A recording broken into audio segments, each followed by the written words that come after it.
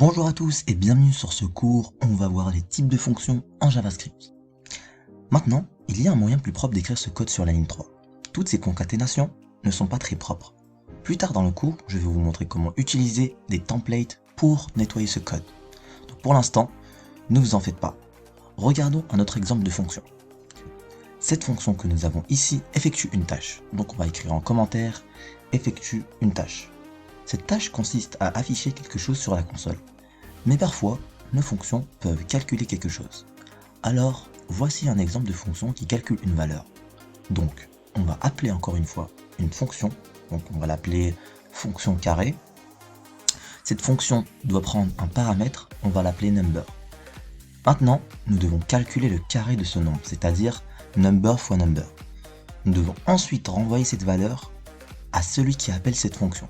Pour cela, nous utilisons le mot-clé return. C'est un mot-clé réservé, donc nous ne pouvons pas avoir de variable appelée return. Maintenant, au lieu d'appeler la fonction d'accueil, appelons la fonction carré. Donc on fait un appel en carré, on passe la valeur 2 entre parenthèses, et cela retourne une valeur afin que nous puissions utiliser cette valeur pour initialiser une variable. Donc par exemple, vous pouvez déclarer une autre variable appelée number et la définir sur un carré de 2. Et on affiche cela sur la console. On enregistre les modifications et nous obtenons 4 sur la console. Maintenant, dans cet exemple particulier, nous n'avons pas nécessairement à déclarer une variable distincte si tout ce que nous voulons faire est d'afficher le carré de 2 sur la console.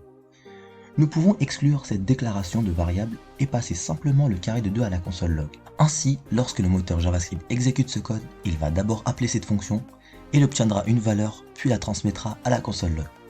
Enregistrez les modifications et regardez, nous obtenons toujours 4. Maintenant, à votre avis, combien d'appels de fonctions pensez-vous que nous avons dans ce code? Nous avons 2 appels de fonctions. Carré de 2 est un appel de fonction, mais console log est également un autre appel de fonction.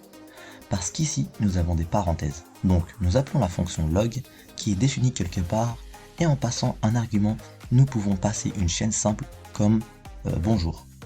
Ou nous pouvons passer une expression. Cette expression peut être un appel à une autre fonction comme carré de 2.